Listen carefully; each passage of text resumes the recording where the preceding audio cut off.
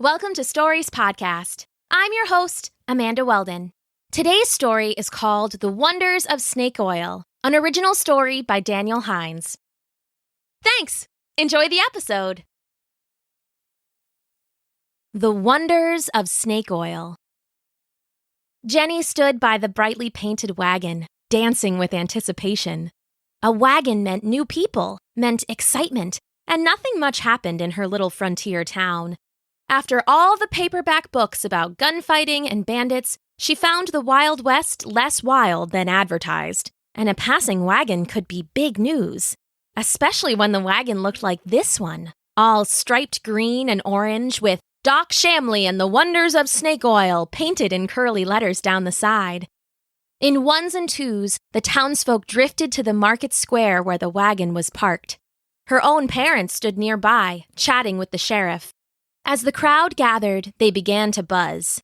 What was snake oil? What wonders was it capable of? No one knew. Even the wagon had no answers, though from time to time Jenny could see a face peeking out from the wagon's grubby windows. Finally, when the crowd was as big as it was like to get, the sides of the wagon dropped down to reveal a stage.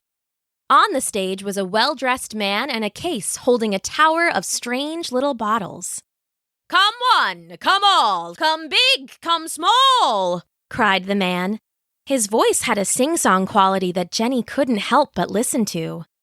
"If you have a cough or an ache or a chill, if you've broken a bone or taken a spill, if you've been poisoned or given a pox, if you've been broken or fell onto rocks, if you're growing tired from all of your toil, try just a bottle of my magic snake oil. If you've got a problem, snake oil's your cure, and it's just $1 and guaranteed pure.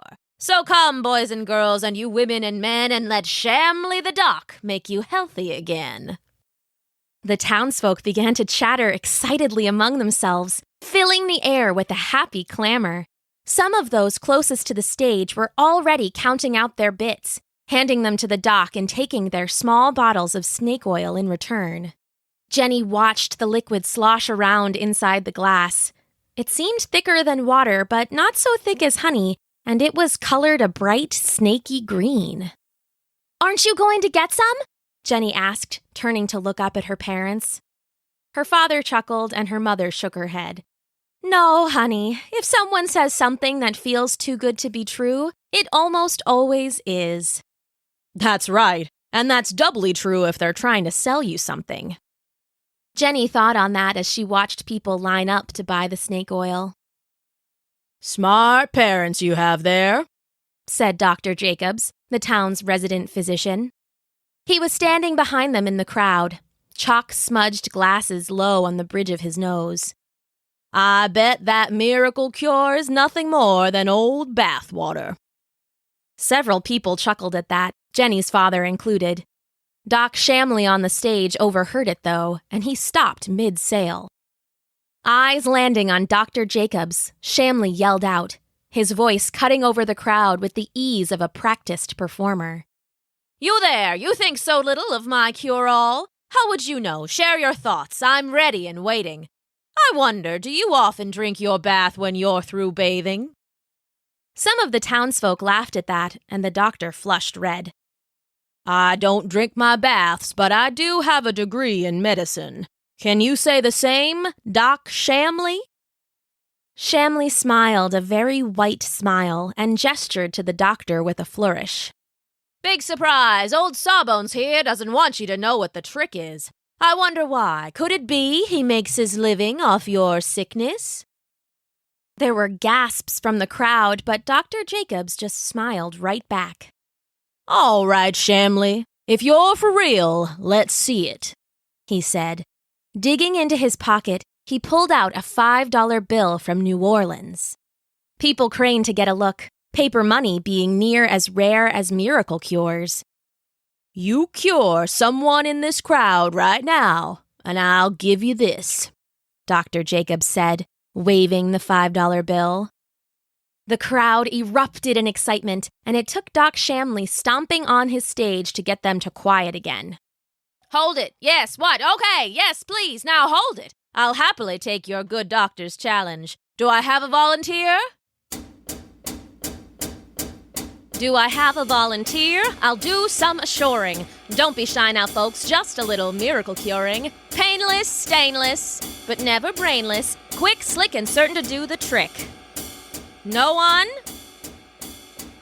Just listen. If you feel unwell, if you're ill or sickly, head rings like a bell and doctors are prickly. Well, here's a melody for every malady. Just listen and sing along with me. Snake oil, all that I need. Snake oil, I bruise or I bleed. You'll hear me plead that yes, indeed, I need my snake oil. Snake oil, guaranteed pure snake oil, the miracle cure. There's only one thing that will do the deed. I need my snake oil. I've helped ladies with leprosy, men with bendy bones, premature necrocy, post-mature ribosome. So if you've got smallpox or yellow fever, squats, runs, trots, or some ill far eviler, snake oil, all that you need. Snake oil, headache or nosebleed, there's only one thing that will do the deed. You need some snake oil.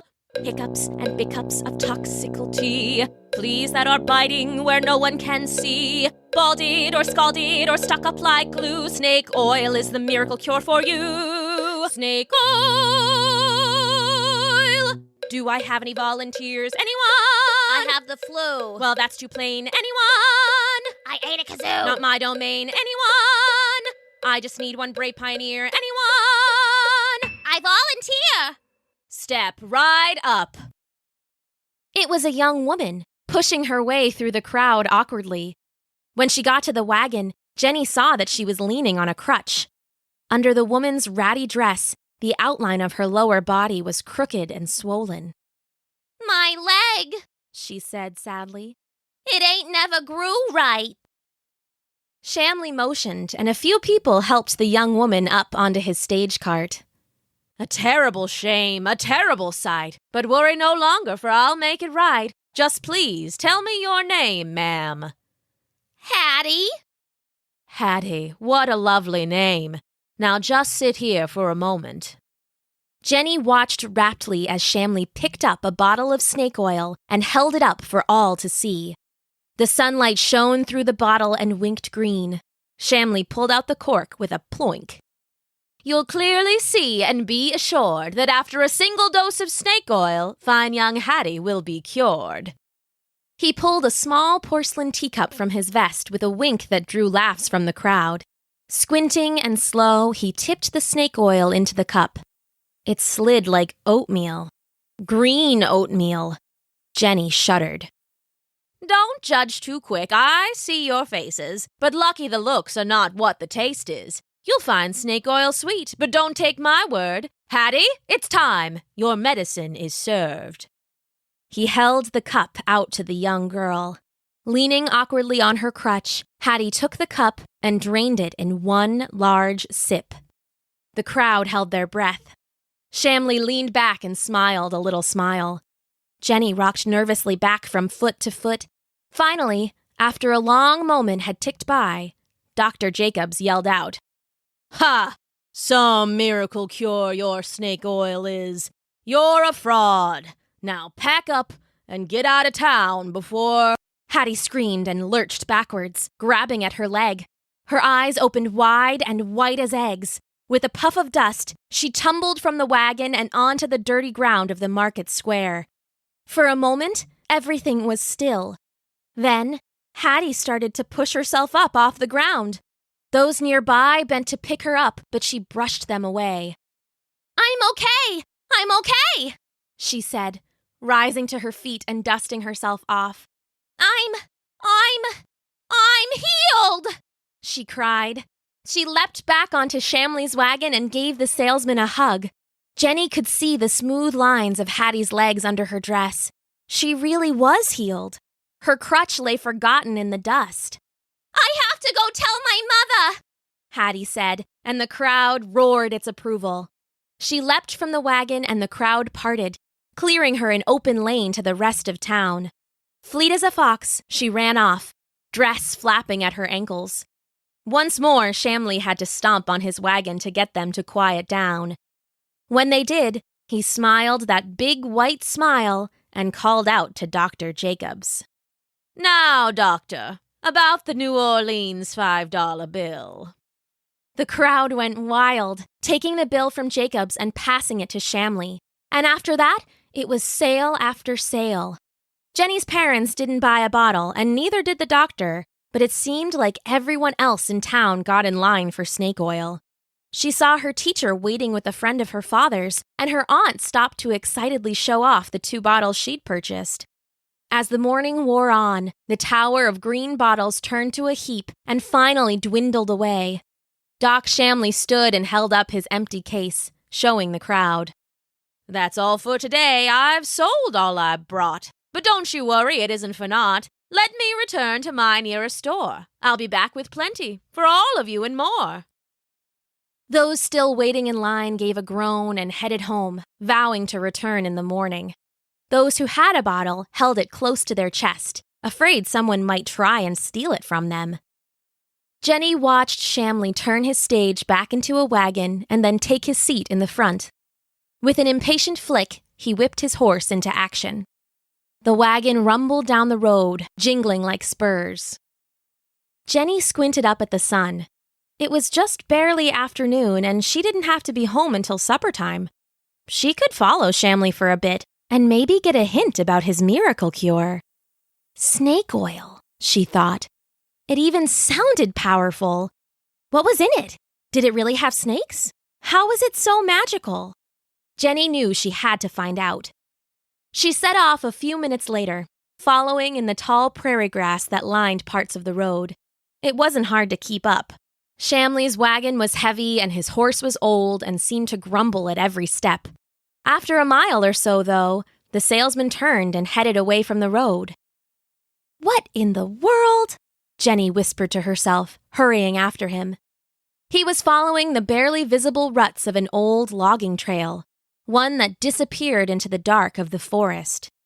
Jenny went after him, pushing through the underbrush as quiet as she could. A left, a right, 2 more lefts, and then they left the path entirely and were soon lost among the trees. "He must have more hidden out here," thought Jenny. "Or maybe he's getting an ingredient."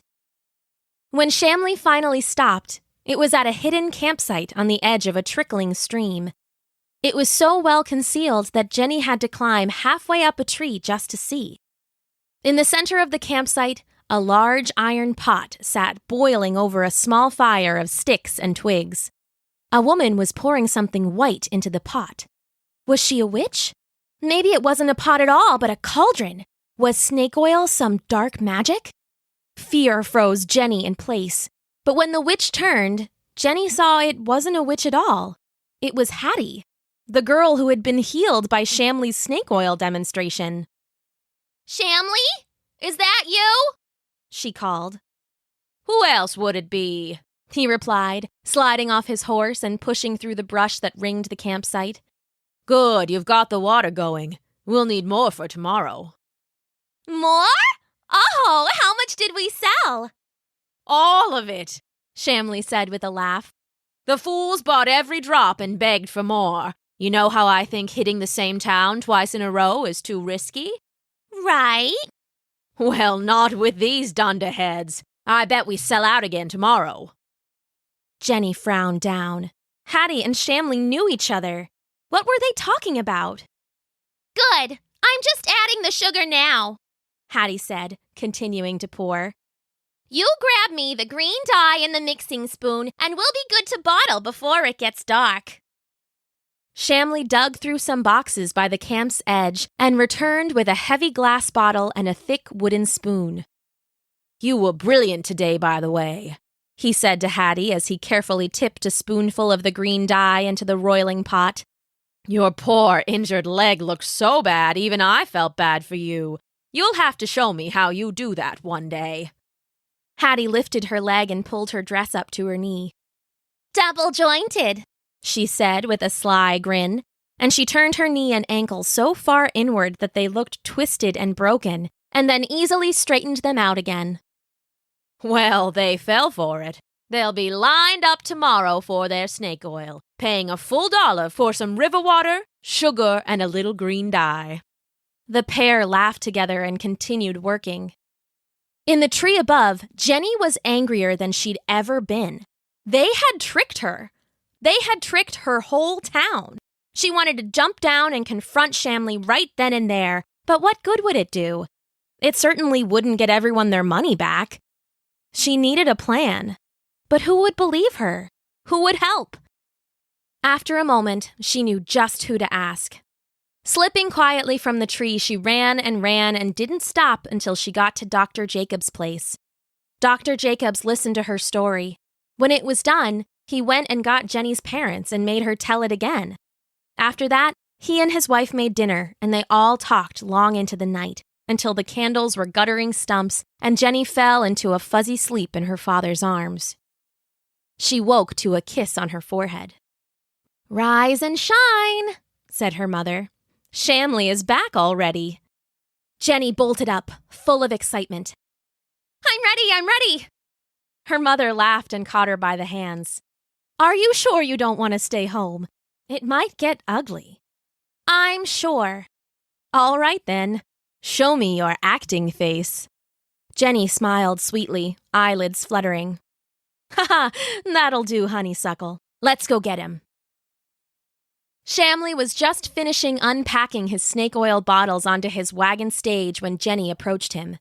She held out an earthen mug, steaming hot.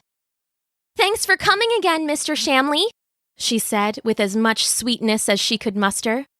"I thought you looked a little chilly this morning, so I brought you some coffee." "Thank you, my girl," Shamley said. He cradled the mug in his hands and took a small sip. "My, but that's good stuff," he said, and then finished the mug and handed it back to Jenny. "Thanks again." "You're welcome." Shamley turned and cleared his throat, preparing to start his sales speech. Not that he had to. He had an eager crowd of those who'd missed out yesterday and were waiting for their snake oil. "Come one, come all, come big, come small," he cried. But then the voice of Dr. Jacobs once more rang out over the crowd. "That's enough, Shamley. No more lies." The crowd turned. Some rolled their eyes, remembering how the doctor had been embarrassed yesterday. "Oh, it's our friend the Sawbones," Shamley said to general laughter. "Come to lose another one of those fancy New Orleans $5 bills?" "I've come to hear you admit the truth. Snake oil is just water with sugar for a sweet thickness and dye for color." People gasped and muttered, some at the doctor and some at Shamley. Things aren't off to a great start, Jenny thought. "Lies, slander and lies. You can see that I'm right. Just look at his eyes," Shamley cried. "I cured a woman's injured leg just yesterday. Remember my words, my true words. If you have a cough or an ache or a chill, if you've broken a bone or taken a spill, her bones were broken from birth, and I cured them." The crowd cheered at that. "Tell me, Shamley, how does the next line go? If you've been poisoned or given a pox, if you've been broken or fell onto rocks, are you threatening me, sir?" "Not exactly," drawled the doctor. "It's just that the cup of coffee the girl brought you, that was from my place. I added the cream and a little sugar and a deadly poison." "What? You added what?" cried Shamley as the crowd erupted. "Just a little poison Jenny's father had left over from a varmint problem," he said, placing a friendly hand on Jenny's father's shoulder. "Skinny fella like you probably has about an hour to live. Lucky for you, I have an antidote." "What? No, you will give me that antidote now." "Use the snake oil," someone hollered out. "Snake oil, snake oil." Other voices chimed in until the crowd was chanting it over and over until Shamley stomped for quiet. "Enough, you fools! I need the antidote! Sheriff, make that man give me the antidote now!" The doctor smiled at the frantic salesman. "If you've been poisoned or given a pox, isn't that what you said? Your words? Your true words?" Shamley looked around wildly. He started half a dozen sentences, but they all fell apart into stammers and stutters. Finally, he dropped to his knees. Fine, it's just sugar, water, and dye. Are you happy? Give me the antidote. I'm a fraud, I admit it. I have something to admit, too, called out Jenny. There was never any poison. Shamley looked up with a snarl.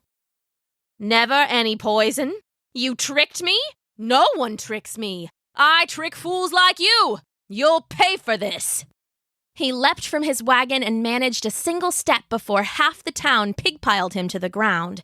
It took a long time to dig him out, but to be fair, the sheriff didn't seem to be in much of a rush to help him, maybe due to the fact that he'd purchased 4 bottles of snake oil the day before. Once the ruckus was done, the crowd cheered as Shamley was led off to jail. Jenny marked his campsite on a map, and a posse went out to get Hattie and the money as well. When they returned with a large box of coins, Jenny helped her father and Dr. Jacobs make sure everyone got their money back. Once that was done and they all finally took a break, Jenny went over to where Dr. Jacobs was sitting and laughing with her parents. I believe this is yours, Doctor, said Jenny, holding up the New Orleans $5 bill. She had found it buried under all the coins. Dr. Jacobs looked up at her and shook his head with a smile. I think you've earned that for your help, Jenny, he said, and then looked at her parents. You put that in her college fund, but only if she goes to med school, you hear? He said with a wink. They all laughed at that, and they never heard from Shamley again. But from then on, Jenny always remembered. Those who are clever are not always kind. So it's best to remember that if someone is offering you something that seems too good to be true, it probably is. And if they're trying to sell you something too good to be true, well, forget about it. The end.